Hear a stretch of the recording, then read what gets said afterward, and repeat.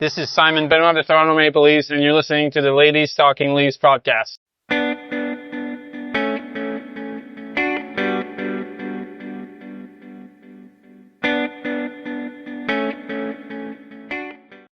Welcome to Ladies Talking Leafs. I'm Chris. And I'm Sil. And a shout out to a few of our Facebook fans who frequently comment on our posts. Kelly Ward, Isabel Launchbury, and we have a new follower, Shiloh Court. We have more than one new follower, but she was particularly, it was great to hear that she was so excited, or sounded like she was excited that she found our podcast. So shout out to Shiloh Court.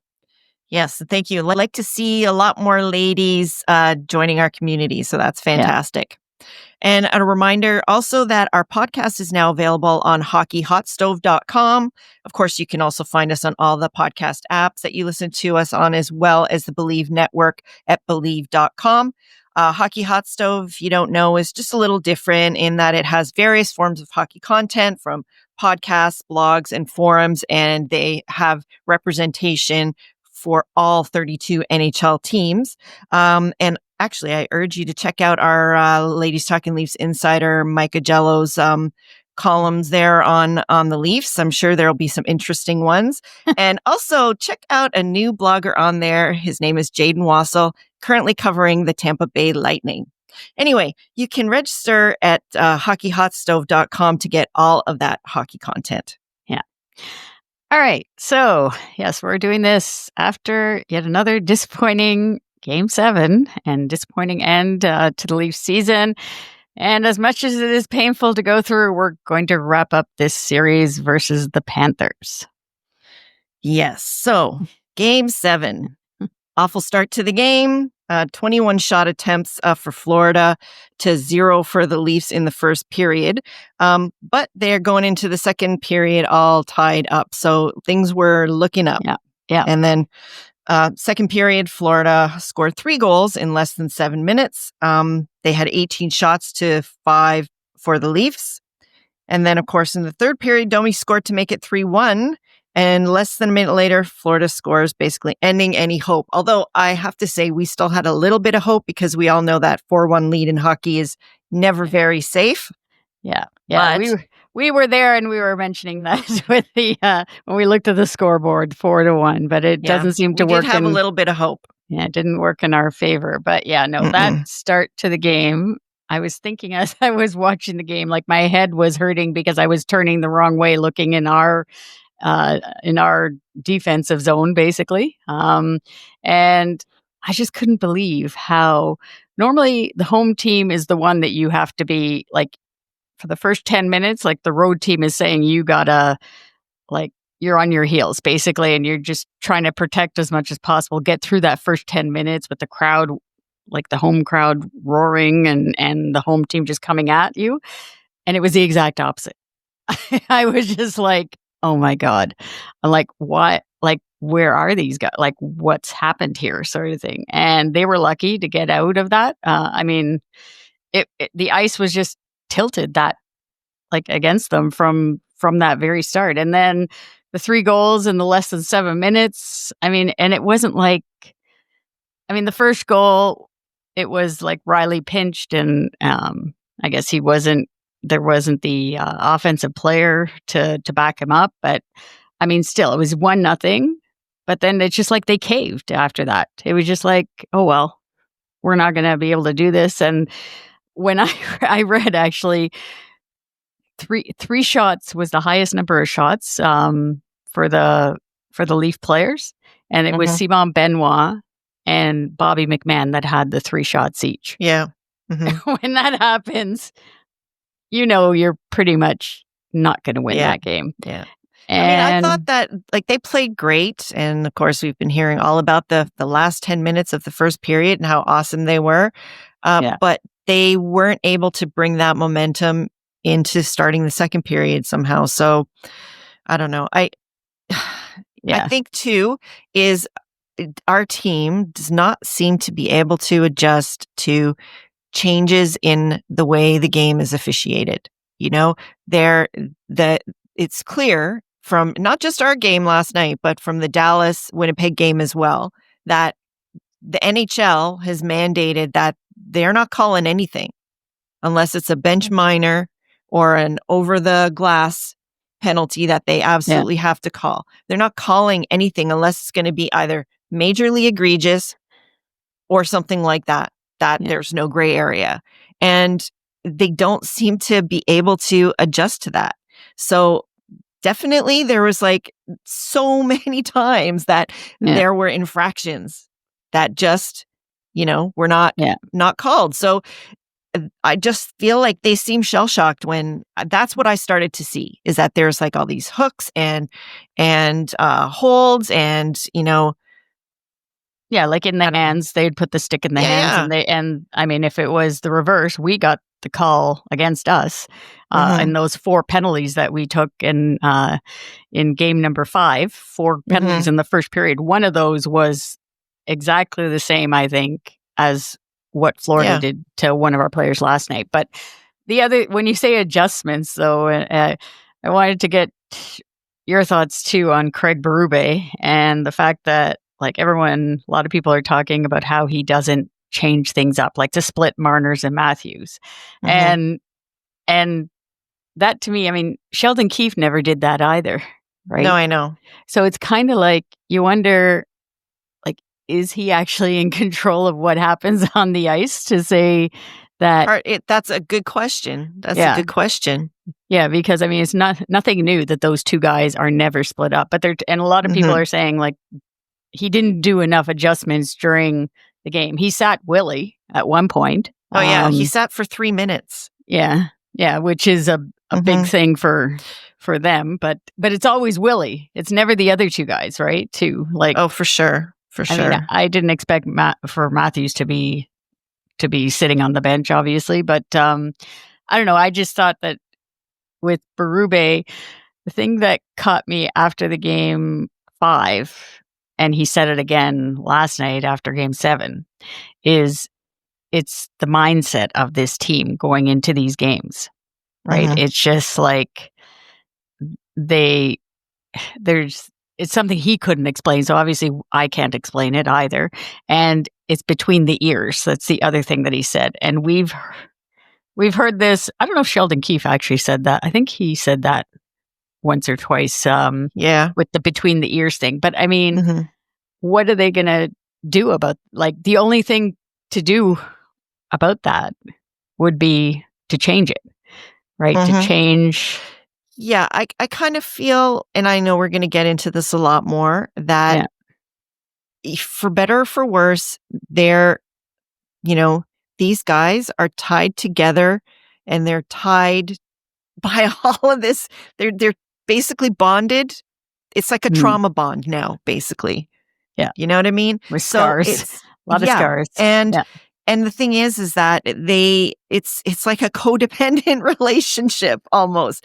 And I don't think that either of them, I'm really speaking mostly of Austin Matthews and Mitch Marner, I don't think either of them are going to be able to take the next step in their career and grow into the type of player they need to be unless they go their separate ways, because forever they're bonded through all of this. Yeah. And it's always an us against them mentality. And I don't know, like, why would they want to not play for this fan base?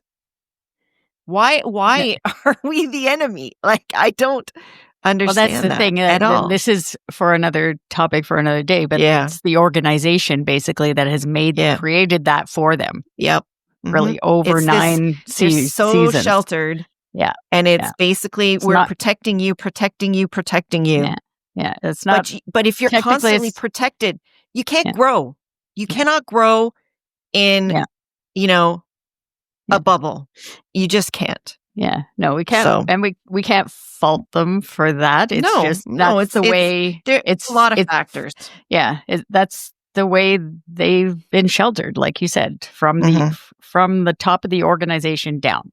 And so that's what that's just the way it is for them. And they've, the organization has created this wall between the fan base and the media, let's just say.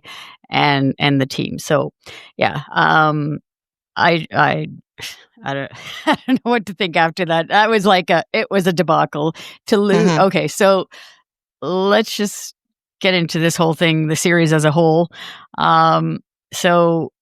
So every playoffs, this is something you mentioned after, I think it was after Game 5, about how every playoffs there's an injury to a key player that the Leafs have to overcome. Basically, it started.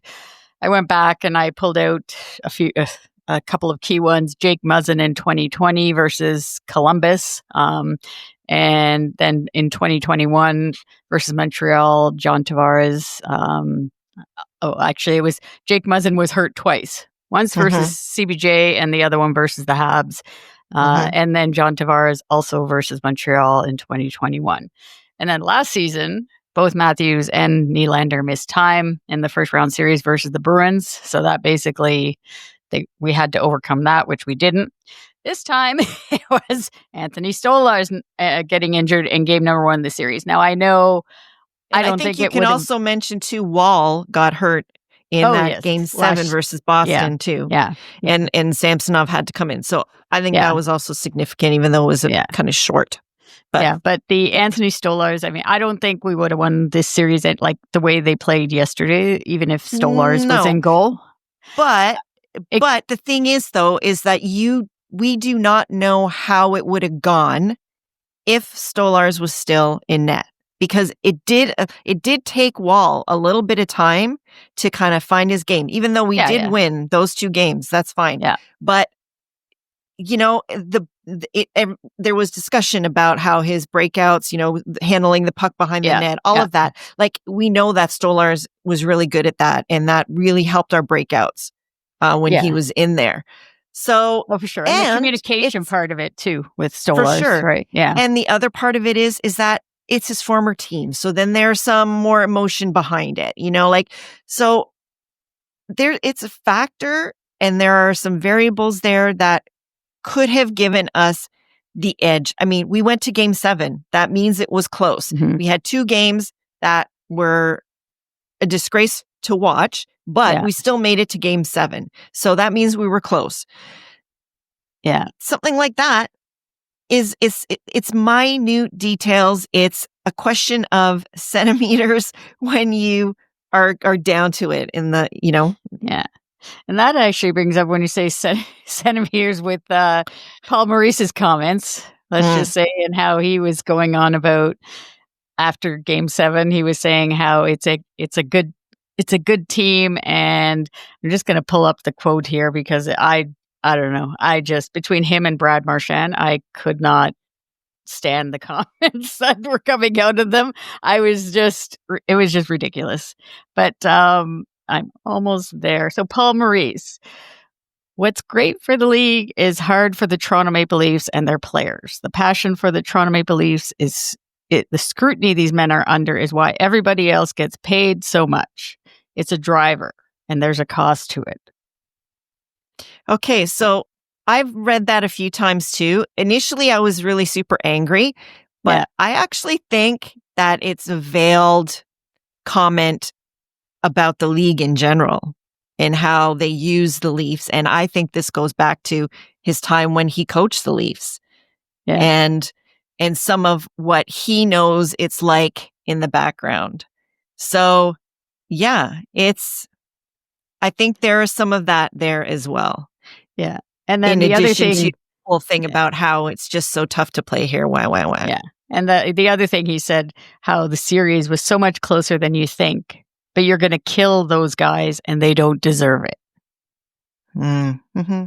I know that, and all the Florida Panthers coming out with so much sympathy for their opponent it's just so touching, and I'm just so moved by it.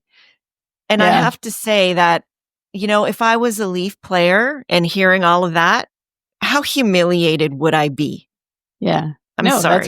That's as what a it would player, be. As a professional athlete that is paid as handsomely as these guys.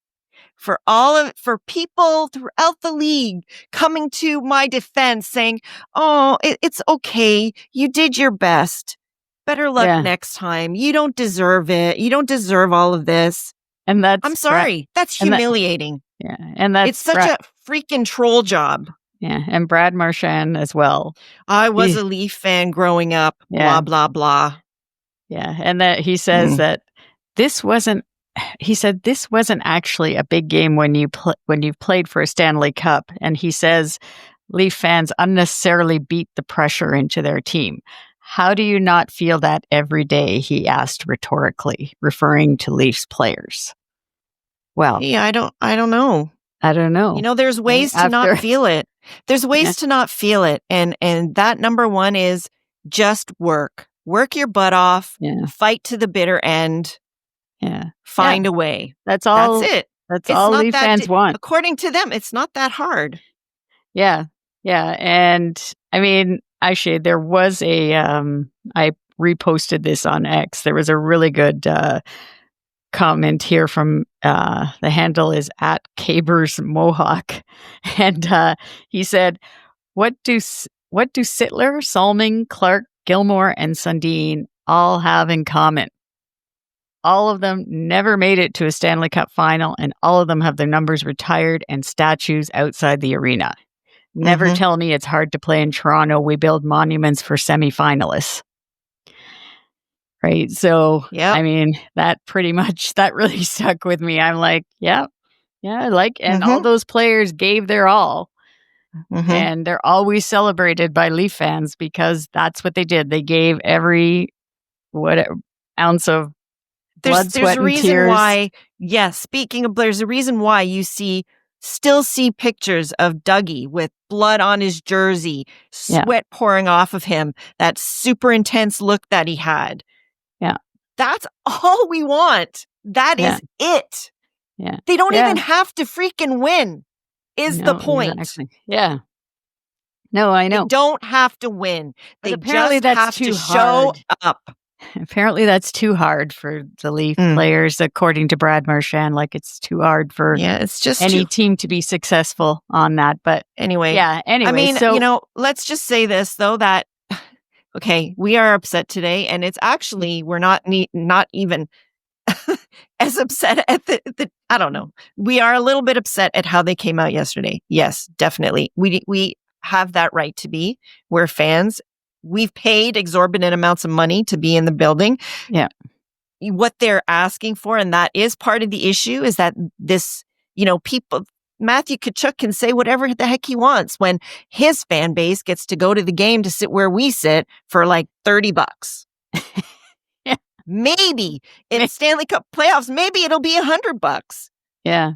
That's not the case I know. People have to freaking, decide, I want to go see the Leafs, but can I buy a house or do I go see the Leafs? I really love the Leafs. Yeah. I really want to see them, Yeah, it's just a little bit different. Obviously an extreme example, but that's kind of what they're doing. Yeah. So it's Yeah. That's a big part of it. So, all right. So just going back to the series here, I think losing game 3 was the point where we should have known things were not going to end well for the Leafs, because we gave up that 2-goal lead twice. We could have been up in this series in that game 3-0. That was really the turning point, I think, at looking back at it. And then they gave up that 2-goal lead twice. It's almost like it's kind of funny, actually, now that I think of it, because I know that after that Tampa series, when we finally got over the hump and won a first round series, and they said that the players were had beer and they were celebrating. It was almost like that was winning a Stanley Cup because they hadn't won in the first round series. And that's part of the reason why O'Reilly didn't want to come back, because he's like, this is ridiculous. Yeah. So Which it is. Okay. But that was the pressure all building up, and that's what they did. And it's almost like that game 3 too, if that would have happened in game 3, they would have done the same thing, basically. They would have treated it as like oh my God, we're up 3-0. And then it's like they would have basically lost the series anyways. But I just think that game was the pivotal game that they should have won. If they were a good if they were a really contending team, they would have won that game, being up 2 goals twice. right? It was because they were getting stuff past Bobrovsky in that game. Yeah. Yeah, and that was in Florida too, and And then he shut it down after that too. And then of course, finally losing in the embarrassing fashion at home in games 5 and 7, 6-1 in both games. Like, that is just unacceptable.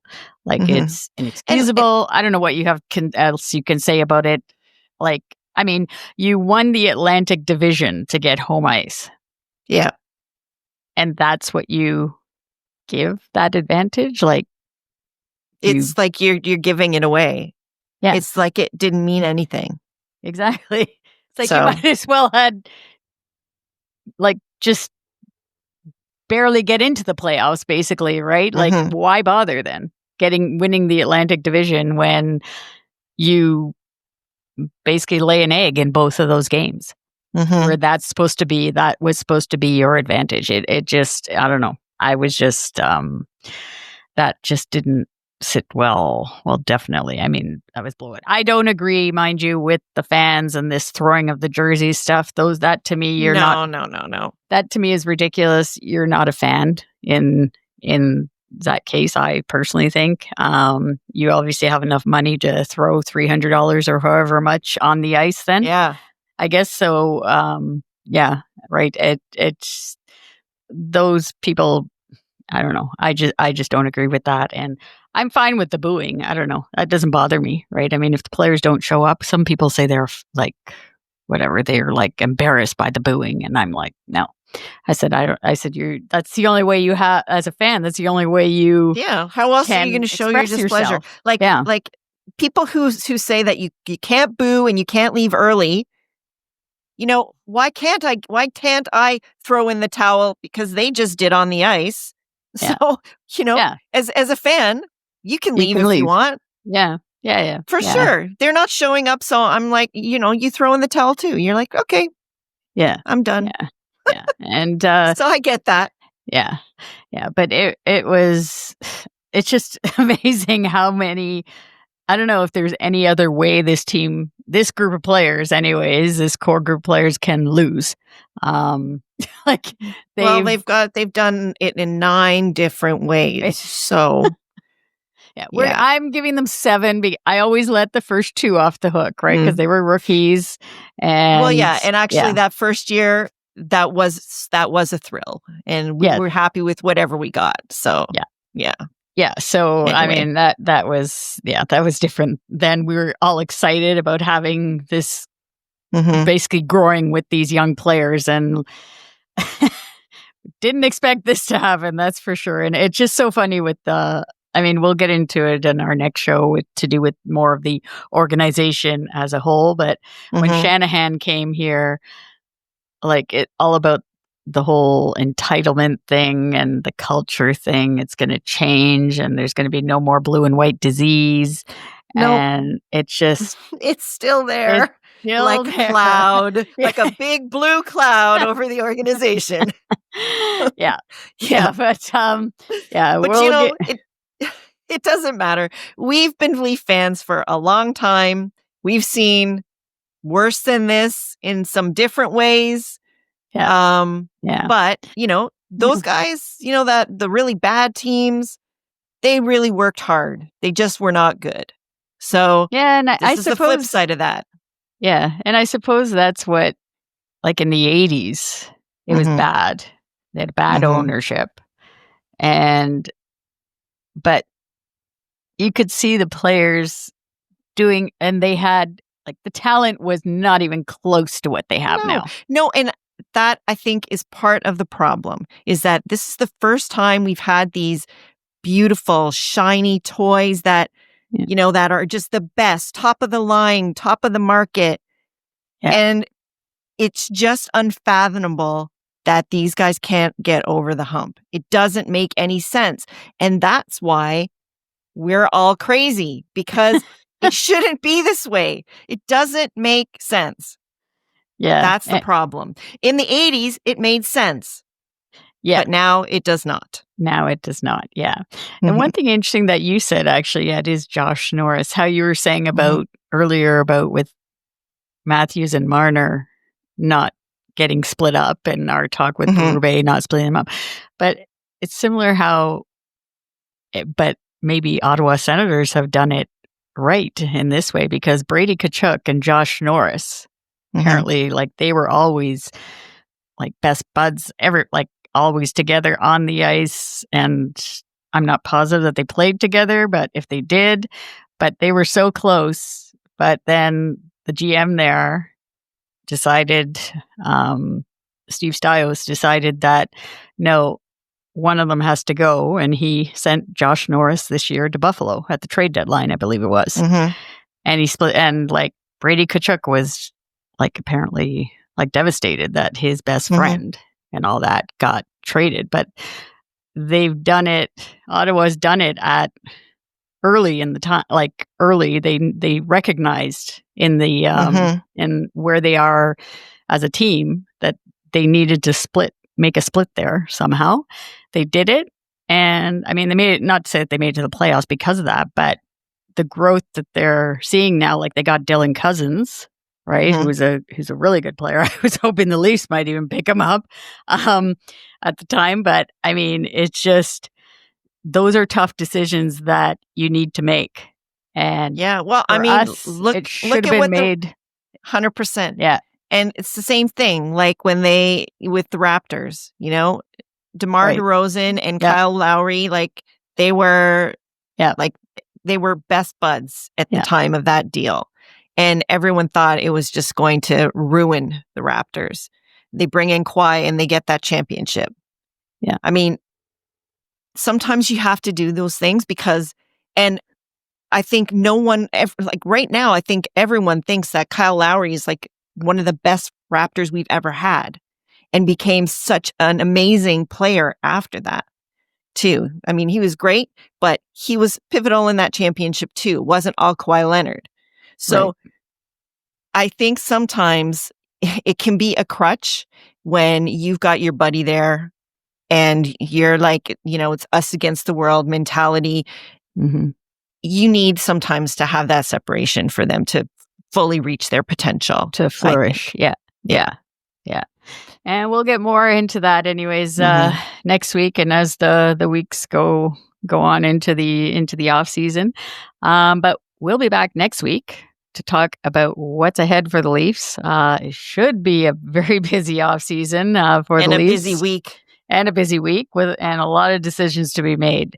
So hit that follow button wherever you're listening to our show and don't miss an episode. If you are watching on YouTube, hit that subscribe button, and you can also find us on the Believe Network at Believe.com. It's BLEAV.com. And we'd also love to hear from you. Let us know what you think of the show. And we'd love to hear your comments on the Leafs as to where you think the team is headed, what you'd like to see. Be sure to leave us a rating or review if you can. Feedback from our listeners is so important, and we thank you for taking the time. And definitely, you can, if you need to vent some more, you know, you can do that. It's a safe space for you, for sure. Yeah. All right. Another way to help us out is by visiting our Ko-fi page at Ko-fi.com. You can follow us there. And if you choose to, you can support us by buying us a coffee. Any donation goes towards helping us produce the show and making it even better for you. You can find the link to our Ko-fi page on our show notes or in any of our social media profile pages. And as always, thank you to our healthcare workers and first responders for all that they do. And we thank you, as always, for listening and watching Ladies Talking Leafs. We still love the team. That will never, ever change. Leafs forever. Yeah. Until next time, go Leafs, go. Leafs, go. Do you believe?